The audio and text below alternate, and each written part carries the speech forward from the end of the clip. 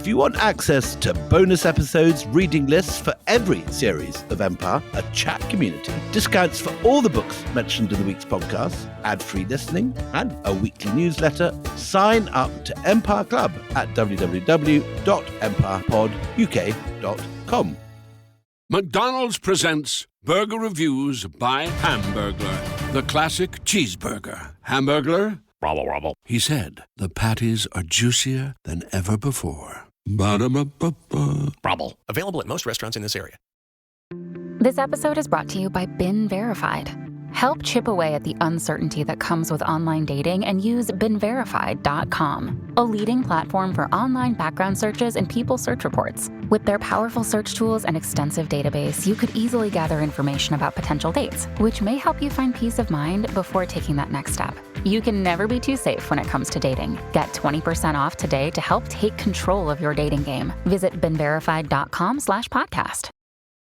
Atlassian software like Jira, Confluence, and Trello help power global collaboration for all teams, so they can accomplish everything that's impossible alone. Because individually we're great, but together we're so much better. That's why millions of teams around the world, including 75% of the Fortune 500, trust Atlassian software. Learn how to unleash the potential of your team at Atlassian.com. That's Atlassian.com. Atlassian.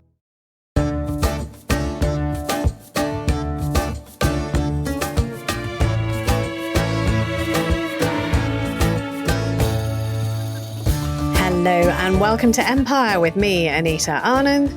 And me, William Drimple. So excited today. You know I love me some girl power on this here podcast. You know I do. We have seen some evidence of that over the last year. Do I not hide it well? Okay.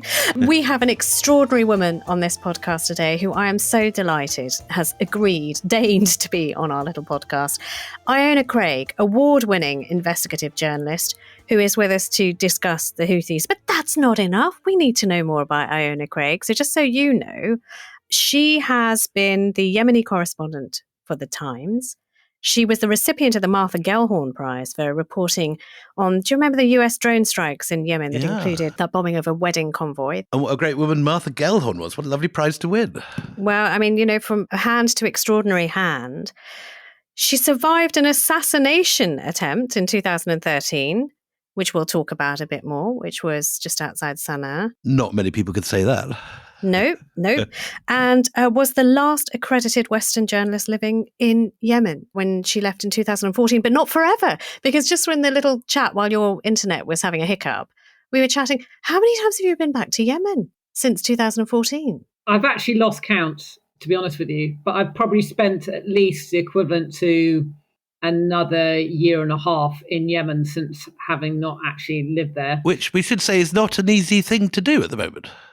No, although I did get stuck there on a couple of occasions. I got stuck there during COVID when the airports were shut down.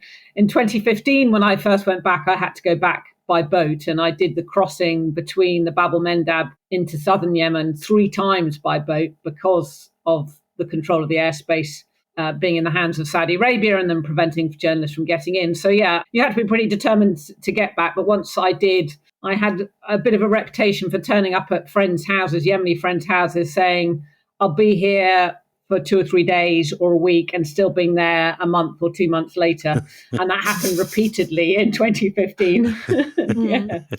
Can I ask you this? In many people's minds, when they think of Yemen, what is conjured up is this sort of dust bowl, almost a landscape from a Star Wars movie, which is rubble, dust, sand, yellowness, poverty, starvation, going back almost, sort of, 1,000 years. And there's extraordinary primeval tower houses on the top of rocks, reaching up with those wonderful designs.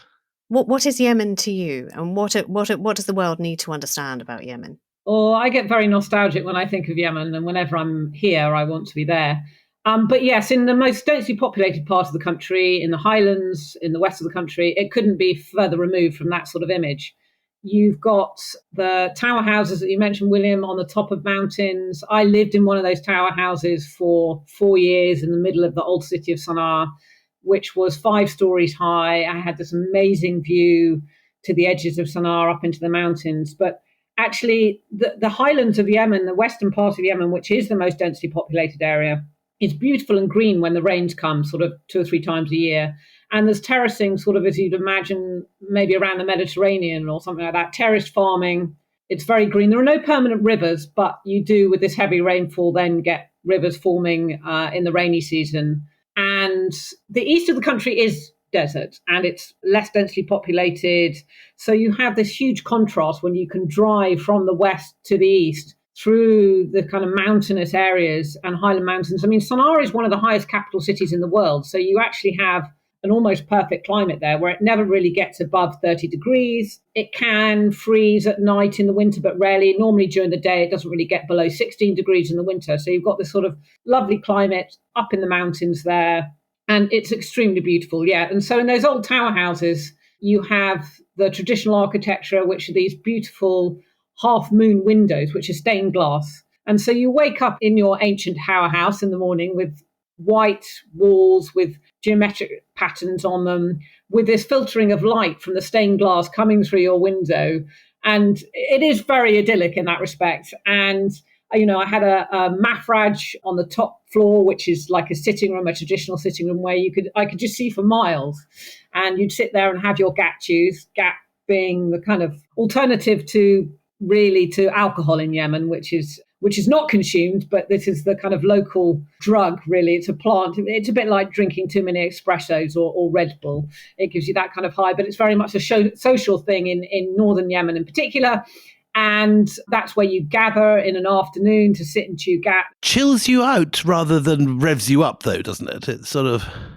Not for me, actually. You go through a cycle. So for me, it actually made me really anxious. So for me, because I'm very caffeine sensitive, it actually made me quite jittery. And depending, a bit like wine, depending on where you get your gat from, it can sometimes literally stop me from sleeping for 2 nights. Really? But yeah, in a gat chew, you do go through a cycle. So you don't want to turn up to a gat chew late because everybody will be at a different part in the cycle to where you're at. It's a bit like drinking. Are you saying gat chew as in chewing? CHEW. That is a thing called a gat chew, yeah. You chew the herb and it has this effect. You don't smoke it or inhale it or snort it, you chew it. It's not a particularly pleasant experience, I have to say. It's like taking the leaves off a plant, sticking in your mouth. You don't swallow them, you chew them and you get this great big sort of bulging cheek. It's like palm, like beetle leaf in India. Yeah. I spent a little time in the Yemeni community in South Shields in Tyne and Wear near Newcastle. And they are the oldest, along with the Yemeni community of Cardiff, they're the oldest Muslim community in the country. And in order to spend time with them, I had to go and chew gat too in their little mosque. Which is highly illegal, by the way, in the UK now. It's now illegal to chew gat in the UK. That's very tragic. It is completely illegal, and thank you. No way are we suggesting that anyone should be doing this. Okay, so let's just move along. Nothing to see here. This was a long time ago, I should say. Yeah, no, long time ago, and he won't do it again because he'll be in trouble. Just on the other, sort of perhaps misconception about Yemen. I mean, there is this idea that because when we hear about Yemen in the news and when we have for the last 15, 20 years, it's been in relation to either, attacks from the sky or more latterly, the Houthis in the sea, but also starvation and terrible famine. This, though, was, and anyone who's listened to our Ottoman Empire series will know this, was once one of the richest places in the world. It was a great coffee exporter. The city of Mocha was built on the fortunes of coffee.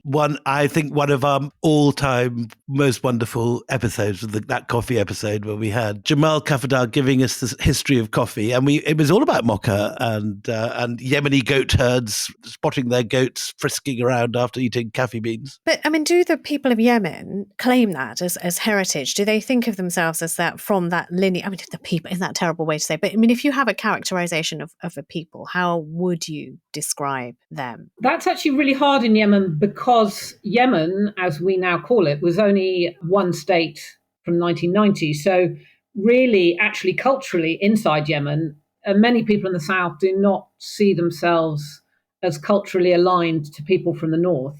And even sort of the national dish of the north, some people in the south have never eaten it. So, yeah, I think it's kind of trying to see it as one monolithic like that. But yeah, I mean, if you go back to obviously the times of the incense trail, gold, frankincense, and myrrh, at least one of the three wise men, it's claimed to have come from Yemen. And the frankincense and myrrh certainly would have come probably from Yemen, because that's what it became so famous for and traded on. In modern times, though, unfortunately, Yemen then became sort of famous for being the poorest country in the Middle East because it didn't have the oil of its neighbors. And that's really where I suppose it's kind of over time has really been depleted from this very sort of famous country in terms of trade routes and trading. Yeah, Aden was one of the richest ports in the whole of the history of British imperialism and trade. East India Company used Aden as a major base. Yeah, I mean, that's why they took Aden really as a British protectorate, was because of where it was conveniently located. Halfway between Bombay and Suez. Yeah, exactly. But yeah, I think in terms of identifying with that heritage, unfortunately, in some respects, it's become a little bit politicized through the conflict because of this, in some circles, this kind of debate over who has the right to rule in the terms of genealogy and ancient family history in Yemen. And some people are trying to kind of claim that history all the way back to the kind of, 3,000 years ago of a family lineage, i.e. way beyond the sort of Prophet Muhammad kind of lineage. And so it becomes a bit politicized in that respect. Now, we hear about Yemen and the Houthis now an awful lot, and the Red Sea. And we should, first of all, just describe why this stretch of sea is so very, very important. This is a stretch of water that divides Africa and Asia. It is the most important shortcut for all trade in the world, for ships to reach the Mediterranean without having to go around the Horn of Africa, which is a dangerous and long voyage to take, stretching from the Gate of Tears in the south between Eritrea and Yemen up to Israel and Egypt, the Suez Canal. And since November 2023, the Houthis in Yemen have attacked cargo ships in the area. They've launched missiles and they've used armed drones to strike at shipping as well in the area. This is going to be unusual because normally we start at the beginning and we come through to the modern era. But can we just deal with what people will find familiar and then find the roots of what goes on? Who are the Houthis and where did they come from, and have they always been there? The Houthis, as we now know them, really grew out of an organization or a movement called the Believing Youth in northern Yemen, which was a Zaidi revivalist movement. Who are the Zaidis? Exactly. Well, the Zaidis are a Shia Islamic group that is really kind of almost unique to Yemen. And in fact, religiously, they have more in common with Sunnis in Yemen than they do with the 12 Shias of Iran. But yeah, Zaidis are pretty much unique to Yemen, Shia branch of Islam. And the Believing Youth group was a Zaidi revivalist religious group that was formed in the 1990s in a response to the spread of Saudi Salafism into Yemen that began in the late 1970s, early 1980s. So we had last week Kim Gattas telling us about the rivalry between Iran and Saudi Arabia and how after 1979, both of these Islamic countries were pushing their different brands of Islam around the world. How far is it true? Because in every news report, they often just say Iran-backed Houthis. Is that a description that you recognize? They are certainly now backed by Iran. They wouldn't be where they are today if it wasn't for Iran, but it also became slightly self-fulfilling. So, one of the reasons Saudi Arabia intervened in Yemen back in 2015, they said was because of the Iranian support for the Houthis. At that point, it was minimal. It was political, maybe some small arms. But really, as a result, ironically, of the Saudis getting involved in Yemen since 2015, the Iranians actually did become involved. Exactly. So then you had training and weapons provided to the Houthis, and not just small arms. You've got now all of these anti-ship ballistic missiles, anti-ship cruise missiles that you've been seeing fired at vessels in the Red Sea have all come from Iran. And these are Iranian armaments? Yes. I mean, what happens to a lot of them is they get shipped in parts, and then the Houthis have been trained by the Iranian Revolutionary Guard Corps to rebuild them and put them back together again once they've been smuggled in different parts. And what is the attitude to the Houthis, from the general public, sort of mates of yours who you would, go and sleep on their floor for a couple of days, stroke 4 months? I mean, what do they make of this presence and the armaments that are building up in their country? Well, actually, that's changed a lot because of what's happened since October 7th. So the Houthis, since they took the capital Sana'a in 2014, they've kind of always ruled with an iron fist. And there is zero tolerance for any opposition, for whether that be in the form of criticism from journalists or civil society or political activists. And, even before the war, they infiltrated the education system, the religious teachings, and absolutely everything. But since October 7th, their reason for attacking ships in the Red Sea has been to support the Palestinian cause, to challenge Israel and their war on Gaza, and to disrupt shipments initially to Israel. Should we interpret that as orders given to them by Iran, or is it a genuine popular Arab move against Israel? It's genuine and popular. I mean, the Palestinian cause was always heavily supported in Yemen, had been historically for a long, long time, and it had also been part of the kind of Houthi ideology, if you like. And even their slogan, which they adopted way back in 2003, is this very anti-Israel, anti-Semitic, even anti-Israel, anti-American slogan, which is death to America, death to Israel, damn the Jews, victory to Islam. And that was adopted by the Houthis in 2003, really as a reaction to the American invasion of Iraq. But yeah, just going back to the popularity of the Houthis, really now, this has been massively popular for them. And that's even in the anti-Houthi side of the civil war in Yemen. I've now, most of the friends I speak to in southern Yemen, which is not under Houthi control, are supporting what the Houthis are doing, despite them being against everything else the Houthis have done over the last 10 years, because they're seen as the only actors in the whole region, arguably the world, of doing anything to support the Palestinians or to stand up to Israel's war in Gaza.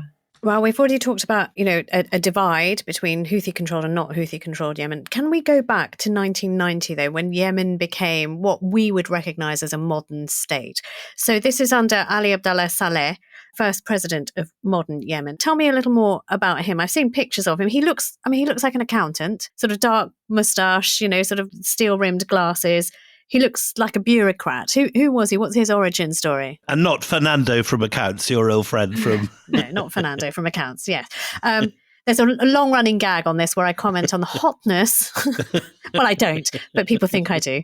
People say I comment on the hotness of certain historical figures. But anyway, yes, tell us about Ali Abdullah Saleh. Well, he was a lot more intimidating and scary than any accountant that I've ever met. I did meet Saleh. I interviewed him. I was the first one to interview him after he stepped down from power after 33 years in power, sort of more than 10 years ago now. We should describe him. Thick, dark moustache, frowning eyebrows, often seen wearing tinted glasses. Yes, not terribly tall, but had a massive presence. He wore those tinted glasses a lot later on because he suffered a huge amount of physical damage. He was very nearly killed during the Arab Spring uprising in 2011 when the mosque he was attending for Friday prayers was bombed. And it's a miracle that he survived that, but it did a lot of damage to him physically. Badly burnt. Very badly burnt. I mean, when I went to interview him, his aide showed me a picture of him, of what he looked like immediately after the bombing. And he had a gash the whole way across his left lung. I mean, he looked like he was dead. And I remember when he did eventually die in 2017 and I saw pictures of him dead, I said, I've seen Saleh looking more dead than he is now. I'm not sure that he is actually. Because, ironically, the Saudis shipped him off to Saudi Arabia and spent many months literally putting him back together again. But yeah, he had a lot of damage to his hearing, to his face and everything else. But yeah, he was a massive presence in Yemen for 33 years. Nobody thought he would last more than a year in the job when he got the presidency because his two predecessors had been assassinated, although Saleh certainly supported one of those assassinations, if not being directly involved in it. But he went on to rule Yemen through this kind of system of patronage networks, of playing tribes and groups off against each other. He was a very Machiavellian character. I just want to go back. He does something in 1990, which is, the unification, as you say, with patronage and everything. But he creates an entity that he calls Yemen. So, I mean, if you're trying to unify, you're going to have to bring together, Saleh's north and also the Marxist-Leninist underpinned south. What did he want for the economy? What was he thinking of building this new country on? And how do you build a country in 1990? Well, yeah, the socialist side came from the south, really. After the Brits had left, it became the only sort of socialist/communist state in the region. And that's what southern Yemen was until 1990. And it had a very strong anti-imperial identity, Absolutely. didn't it? It saw itself as having thrown the British out. Absolutely, and they did really. There's always the joke about it. It took the British too long to leave because they announced when they were leaving, and then it took them, a couple of years to pack. And in that time, they were having a lot of pot shots taken at them by the locals. But yes, so in 1990, in no small part because of the collapse of the USSR, a lot of the support that was coming for southern Yemen and for the socialists there was lost. And so, yeah, it happened very quickly, unification in 1990. And it was quite an important year, that really, overall politically in Yemen, because it started with unification on the 22nd of May in 1990. Then you had sort of political moves being made in the north. Then you had the formation of the Zaidi political party, al-Haq, which was founded in opposition to the Islamist party, the Islah party, which is kind of Yemen's version of the Muslim Brotherhood. That also happened in 1990. And then they vote with Saddam after the Iraqi invasion of Kuwait in 1990, and the Western world punishes them by cutting off aid. Yeah, this was sort of Saleh's biggest mistake and worst move that he could have made, really. And he paid a price for it and learnt from it. So, yes, during the UN Security Council resolution that happened at the end of 1990, which was basically given authorization for what then was the Gulf War the next year, which gave an ultimatum to Saddam Hussein to withdraw from Kuwait. Ali Abdullah Saleh, Yemen, was the only country that didn't support that resolution. Other than Cuba. Cuba's the last other. And as a result of that, yes, the IMF, the World Bank, all withdrew funding. They lost $70 million in funding from the US. And Saleh was isolated and financially almost ruined, really, because you've got to remember after unification at the beginning of the year, they were taking on the economy of the South, which was already in trouble because of the collapse of the USSR. So it was a real moment for Saleh when, he lost a large, significant amount of the income for the country for him to be able to run this new country almost overnight as a result of that. So the money's drying up. Does this not also trigger a really autocratic streak in him? Yeah, I mean, some might say that he was like that already. But really what happened also during that time was all of the Yemenis that were working around the Gulf, in the Gulf Cooperation Council, the GCC countries, there was nearly 1 million of them. They were all kicked out of both Saudi Arabia, the UAE, across the Gulf, were kicked out and sent back home to Yemen. And the remittances that they had been sending home was almost like a development fund for Yemen. It had been, it was a grassroots sort of funding that all of these families, whether it be in rural communities or in the cities, were receiving income from abroad, suddenly stopped. What happened then for Saleh really during that period of 1990, although oil had previously been discovered in Yemen in 1984, it didn't really take off until then in 1991 when it was discovered in the Masila Basin, which was in old southern Yemen, in the old PDRY, People's Democratic Republic of Yemen, which the socialist state was. And that really then centralized financially the economy in Yemen because these remittances had been lost, where it was going in very much at grassroots levels across communities. The money then was kind of coming in centrally, and that was how Saleh was able to finance his patronage network, how he was able to rule. I mean, the UN estimated Saleh stole, embezzled, squirreled away somewhere between $32 billion and up to $60 billion worth of money for himself and his family and everything else, but that most of that came through oil contracts. Now, Yemen didn't have the amount of oil that was obviously in Saudi Arabia or in other parts of the Gulf, but it was enough to be able to fund Saleh's rule, really, and his sort of appetite for stealing money from the state, really. It's a good place to take a break here. So you've got Saleh presiding over a whole of a unified Yemen, cementing his autocratic leadership, basically his hand in most people's pocket. Join us after the break when the Houthis will enter the story. ABC Tuesdays. This crew attacked our people. The Rookie returns, all new. We won't let them get away with this. Let's roll. One team.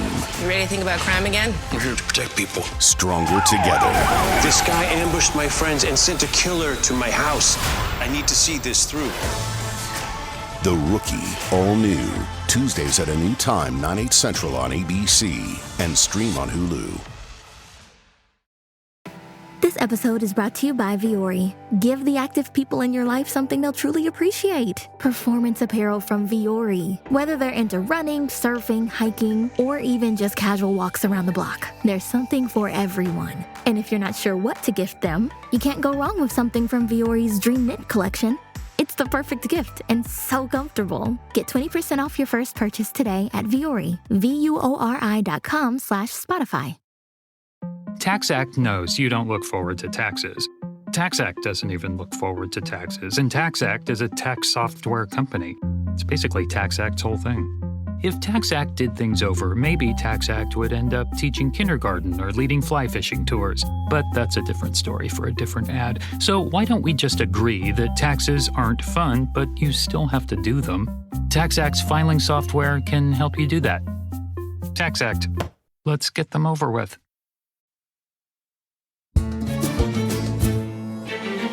Welcome back. So just before the break, our wonderful guest star today on today's Empire podcast, Iona Craig, was telling us about how Yemen becomes a consolidated country under the wing, but more under the boot of this man called Saleh. And then we have entering the fray, the Houthis. And I want to talk about Hussein al-Houthi, who was born in Yemen in the 1950s. So he was born at a time when the British were still in charge. They hadn't left yet. Tell us about him. What was he like? Where did he come from? What's his origin story? So Hussein was a Zaidi sort of scholar and orator. He was very well respected. A cleric? Yes, he was, but he was also slightly ambiguous in his teachings, in the sense that when he founded the Believing Youth with others from the Zaidi movement, there was a lot of disagreement, really, between his version of Zaidiism and what was seen as the true root of Zaidiism. A lot of other clerics and scholars thought what he was teaching wasn't correct and was a diversion from true Zaidiism. And they were critical of him and his writings. And they thought that he kind of undermined sort of Zaidi jurisprudence and other elements of Zaidiism and didn't necessarily always agree with him.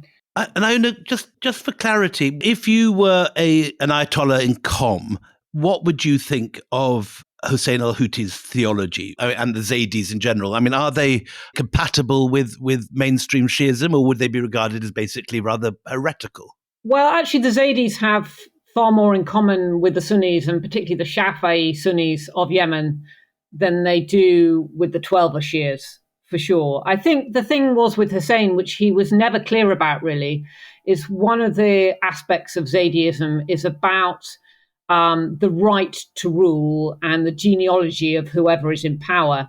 And in some parts of Zaidism, and this is where the division happened in northern Yemen in particular, after the Imamate, there were those that still believed that those who could trace their lineage back to the Prophet Muhammad had the birthright to rule, if you like. Whereas there was then another school of Zaidism that believed that actually now there was a republic and everything else, that it should be done through political parties. And so now, in present day in Yemen, the Houthis very much favor and give positions of power to, and their patronage network is set around not just the Hashemites. And when we say Hashemites in Yemen, it's not really to be confused with the Hashemites of Jordan, although they still trace their lines back to the great-grandfather of the Prophet Muhammad and Beni Hashim.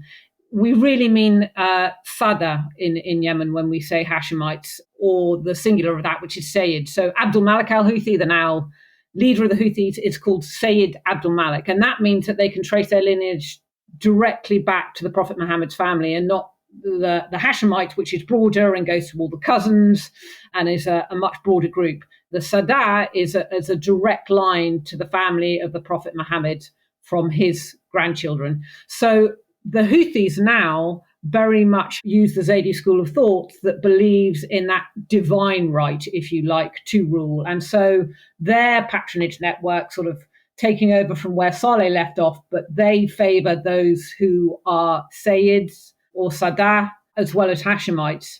And they are given priority, they're given wages when others aren't, they're given positions of power in ministries, in the military and everything else because of that. But going back to Hussein, he was never really clear about what he thought on that and never expressed it clearly whether he believed that it should continue through the lineage of the Prophet Muhammad or go through political means, which is the route he went down initially. He was a parliamentarian, he was a member of parliament in Yemen until 1997. And that was the route that he chose. But he was never clear in his teachings and his writings about his thoughts on that. You know, just you've talked about sort of the family lineage, just on the political family allegiances that he might have had or formative. I mean, I read somewhere, I don't know whether it's true or not, that he spent some very formative years in Iran. And, you know, according to one disciple, he sort of was hanging about in the orbit of the founder of Hezbollah at that time as well, and that they were sort of brothers in ideology. Does that ring true to you, or is that just somebody wanting to back project? No, I think what they had in common more than the Shia Islam really was the wanting to change the status quo in the region. And for somebody like Hussein, it was really a feeling of anti-American sentiment because of the war in Iraq in 2000, the American invasion of Iraq in 2003, which, of course, because Saleh had learned from 1990, having stood on the side of Saddam Hussein, he realized not to do that post 9/11. No, because the money dried up. When he did that, The money completely dried up. Yeah.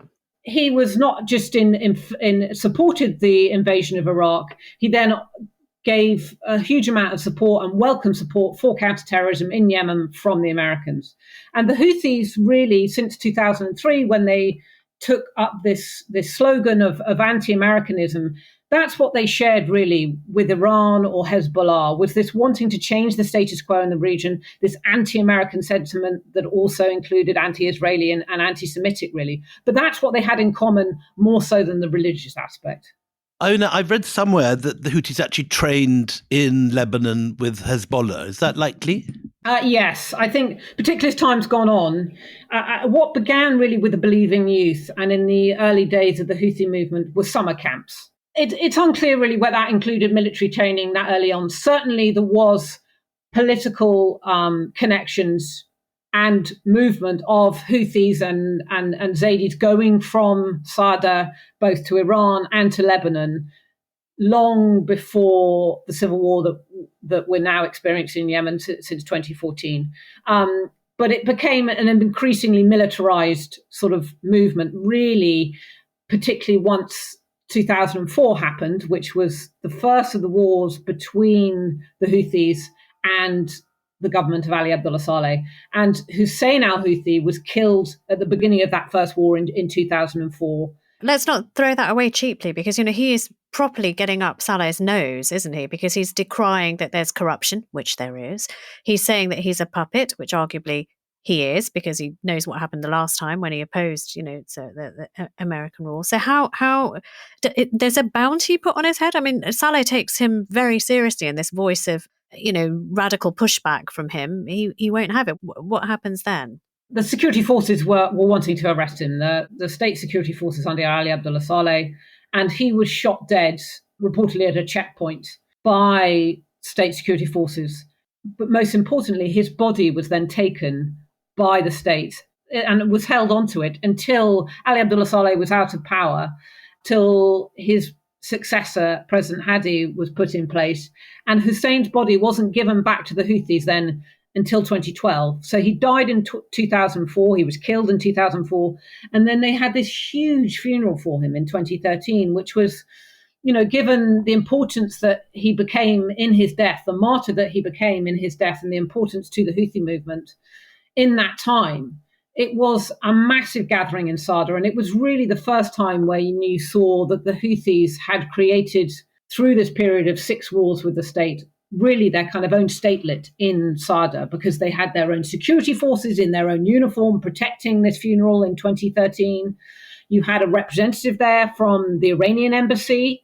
You had other religious figures there from the region, including Syria. And it was really a moment when you suddenly realized that the Houthis had effectively got control and governance over the whole of Sada, and also governorates to either side of Sada, where the war and conflict had spread to during those 6 wars, that they had taken a little bit more territory each time, if you like. So, yeah, Hussein became this, hugely important religious sort of figure, really, to the Houthis. And so when he was buried in 2013, it was a massive event. It was a huge event for the Houthis, despite the fact that he died sort of 9 years prior to that.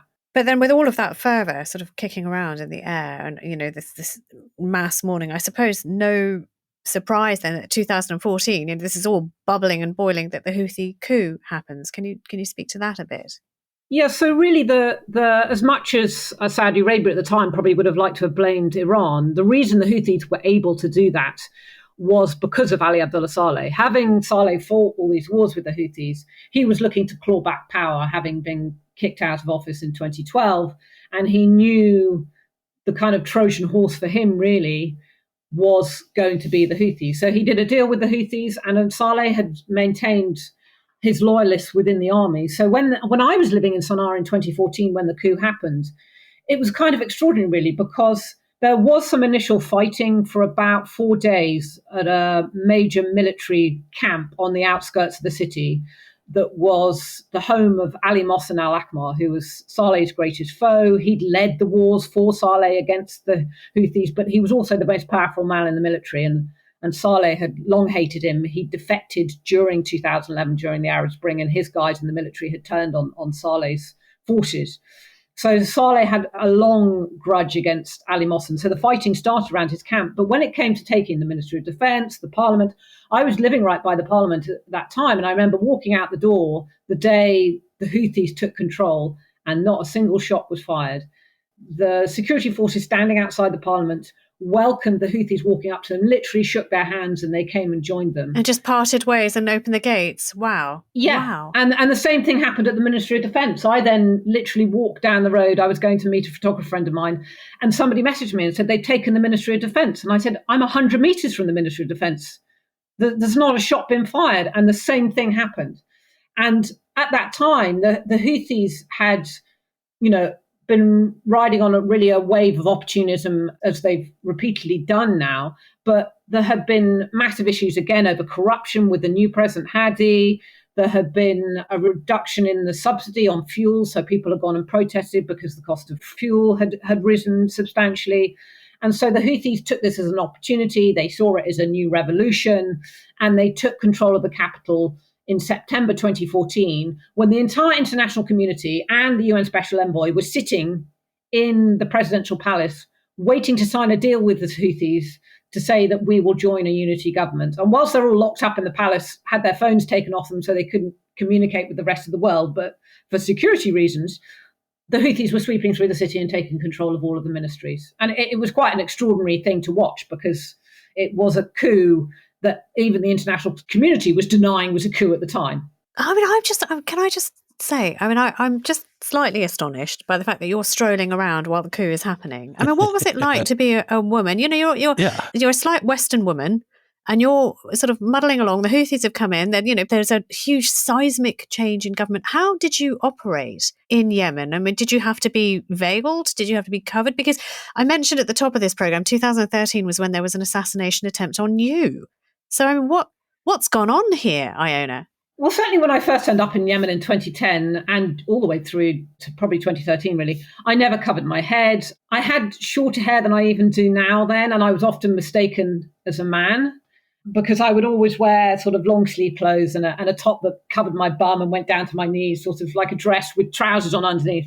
And I did often get mistaken for a boy a lot of the time. I used to have arguments going on in Arabic in the public bus behind me about, is she a girl, is she a boy? Right. But really then, certainly foreign women could move about freely without having to be covered.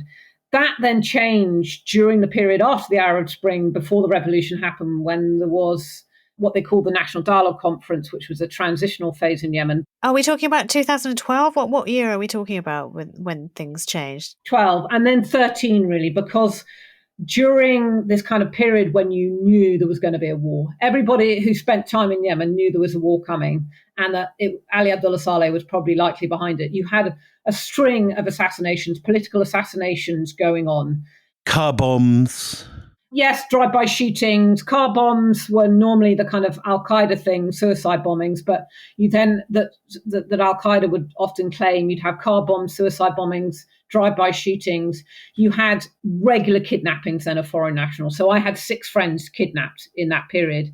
And that was actually when I started wearing a baya and a hijab. Just obviously I look like a white foreigner, but if somebody's driving past, then I'm not an immediate sort of target. But yeah, I had several friends kidnapped during that period. And returned, or what happened to them when they were kidnapped? I mean, I'm going to come to your story because I don't want you skipping over that. But what happened to your friends once they were kidnapped? Who had taken them? What did they want? Well, this was the thing. A lot of them were taken by tribesmen but sold on to al-Qaeda. Al-Qaeda was then in a kind of financial need and realized it was profitable business to be getting into the kidnapping business, if you like. And all of them were released bar one, who was an American-British national, Luke Summers, who was a journalist, also a photojournalist.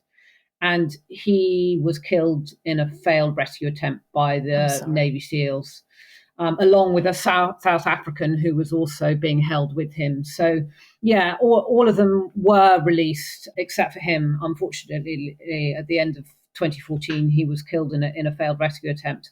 But yeah, so 2013, there were a lot of political assassinations going on. A lot of them happened to be the Houthis, who were the more moderate Houthis, the political-minded Houthis, the ones who maybe a year down the road wouldn't necessarily have supported a takeover of Sana'a and this kind of soft coup, if you like, that would have been against that. And many of them were killed in shootings during 2013 and in the run-up to the period when the Houthis started taking territory. So a lot of the moderates amongst the Houthis were removed from the picture entirely purely by being killed.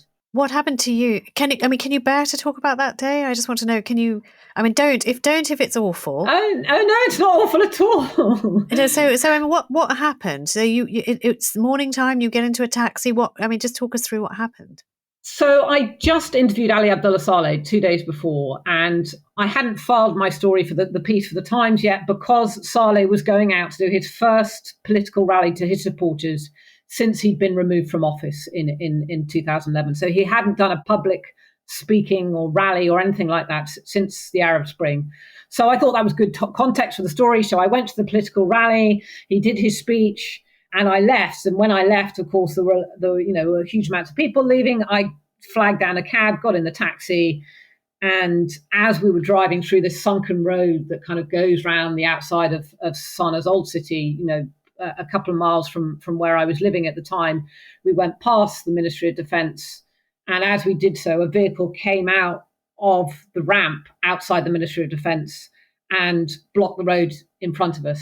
How terrifying. And then as it blocked our route, somebody from over my right shoulder, I was sitting on the back seat, opened fire through the window.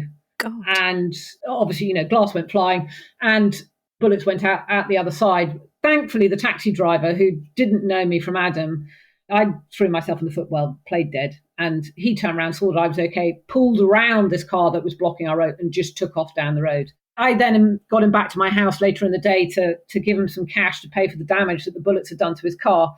And I then explained that I was a journalist, at which point he sort of put his head in his hand and said, "What the hell were you doing getting in my car?" And I promised him I would never get in his car again. And I gave him some cash for all the broken glass. But I mean, he's felt the bullets go through the hair on the back of his neck, Oh my God. We were both, kind of relieved and laughing at the aspect that we were both sort of still alive and had survived that experience. And in those days, you had to get an exit visa. So I then spent the next couple of days trying to get a visa to be able to leave. And I did go home for a couple of weeks, but I came back again. But there was then a lot of it kind of got a bit political because Saleh blamed Islah, which is the opposition party in Yemen. Islah blamed Saleh. Saleh's aide then called me up the next day and said, Saleh is worried about you. He wants to send you guards and a driver and all this kind of thing outside your house. At which point I knew it was time to go because I didn't want to get involved in any of that. So yeah, I went home for a couple of weeks and then came back again. For a couple of weeks? No stopping this woman. By which time, the political assassinations had moved on and they were murdering other people. I mean, I still don't know to this day whether it was an attempt to actually take my life or just to try and frighten me. I had no idea. But who had most to gain from doing either of those things? When people say to me, do you have any enemies? I said, well, there was a long list at that point. The only people I know it wasn't was Al-Qaeda because I actually contacted them and asked them and the guy kind of laughed at me. Well, you just 1-800 Al-Qaeda. Hello. Wow. Can I, just staying with you for one second. You've said this and I know you don't like talking about it because you've just sort of not because it's painful, but because you just don't like talking about yourself. But yeah. I want to talk about you a little bit. Well, why after something like that happened, I would not be going back there. There is no way. Absolutely I would not. say, right, I have completely worn out my luck and I'm not going back. But you did, and again and again and again. Why? Absolute stubbornness, pig-headedness. It's not about bravery. I thought, A, who am I running from? I didn't know who was responsible. And B, if it was an attempt to frighten me, which I thought it probably was, because in Yemen, assassinations are pretty common and they're pretty good at killing people. They very rarely fail. And so I thought, if this is somebody's attempt to frighten me, I'm not going to be frightened by this. Absolutely no way am I going to be frightened by somebody doing this. So yes, it was absolute stubbornness. It was a sort of determination to sort of, I suppose, give my middle finger to whoever it was who was trying to frighten me and say, I'm not frightened. So yeah, it was complete stubbornness on my part. Cal, who's our brilliant producer on this programme, who we love dearly and who had a chat with you before you came on, said, ask her about the swimming. Ask her about the swimming. Okay, so I don't know what this is about at all. No, where's this going? But Iona, tell us about the swimming. Oh, no, I shouldn't have mentioned that.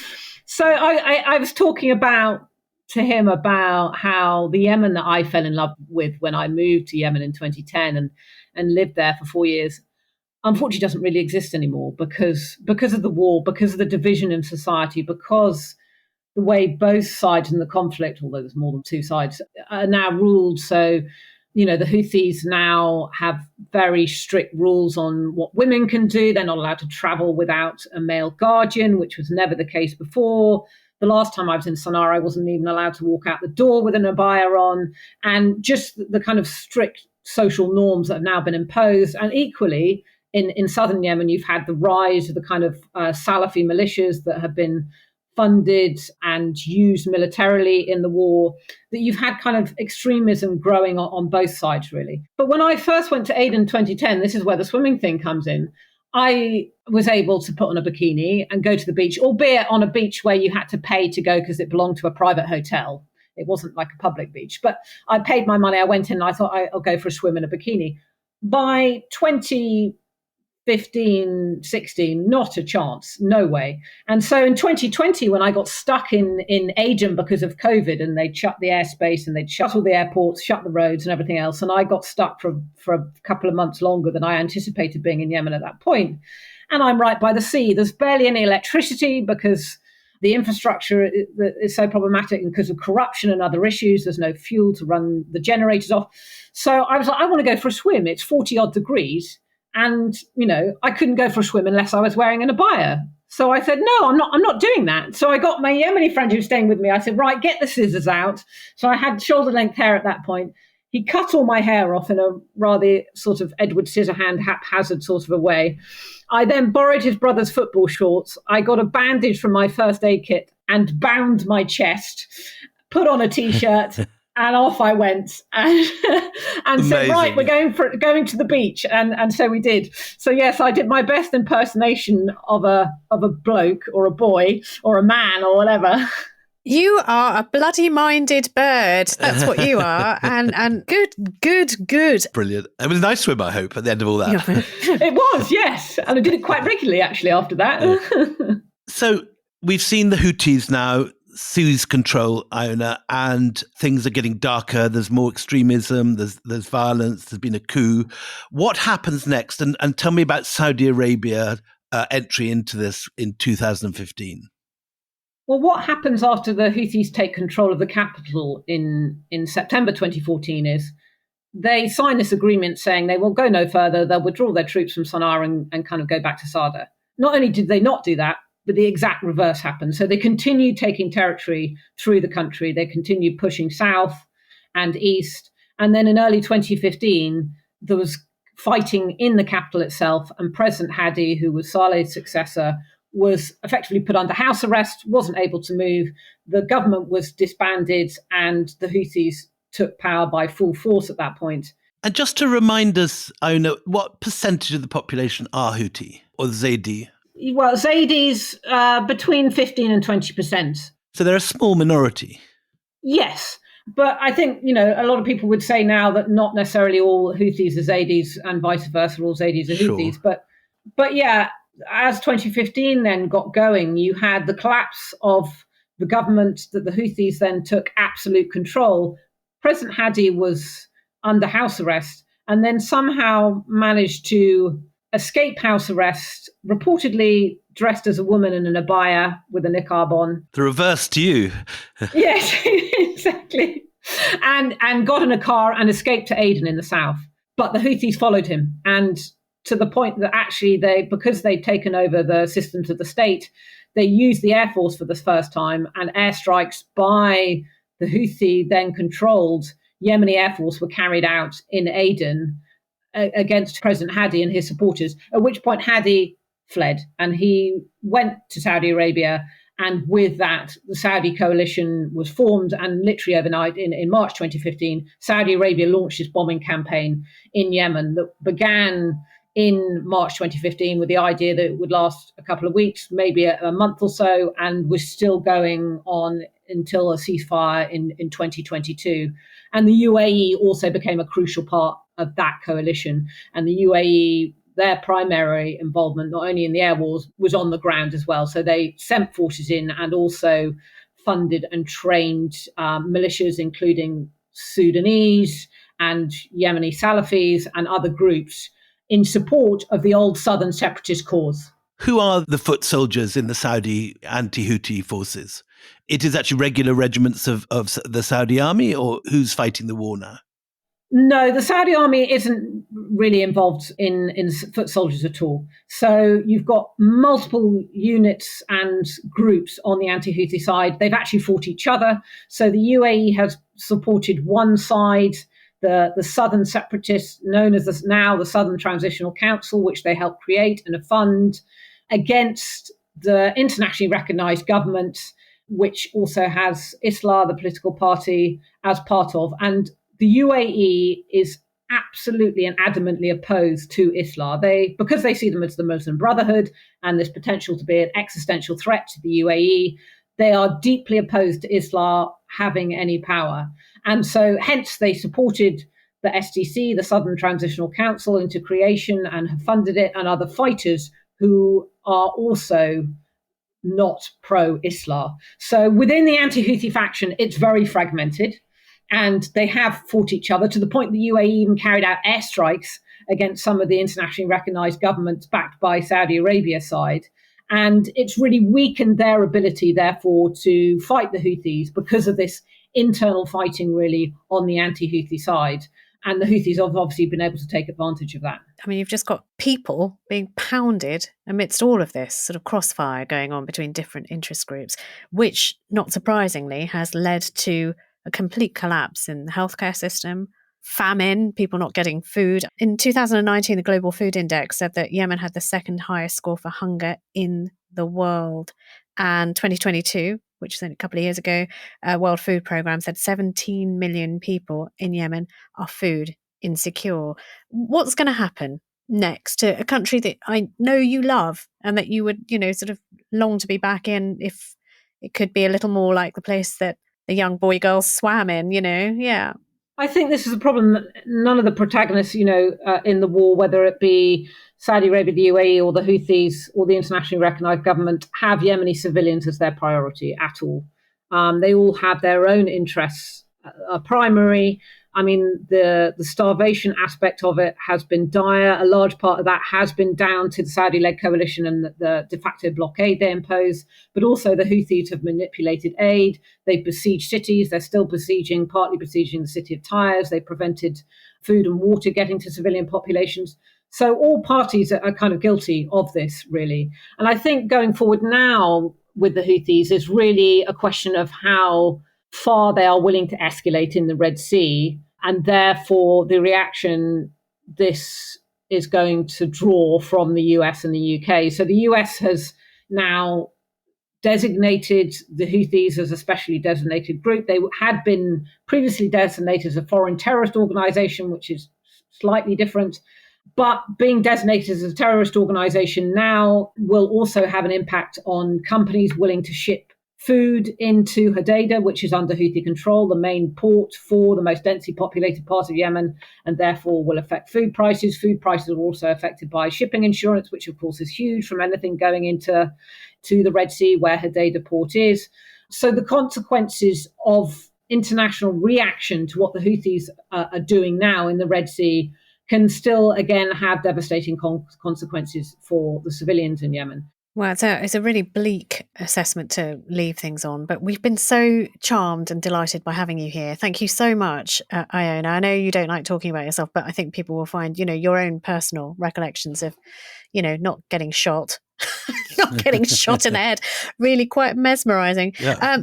Listen, we should also say that it's kind of a grand crescendo to end our Iran series. Out tragically with a bang, quite literally. Well, yes, I know. It may not be the cheeriest of endings, but we hope you've enjoyed this series. Do stay tuned because we've got a complete change of pace for our next mini-series here on Empire. You're just going to have to wait to find out what it is unless William tweets it. Unless what he likes. lets the cat out the bag, I can't. Unless William just blasts it onto X or Twitter or Instagram. Anyway, till then, though, it is goodbye from me, Anita Arnon. And goodbye from me, William Turnbull.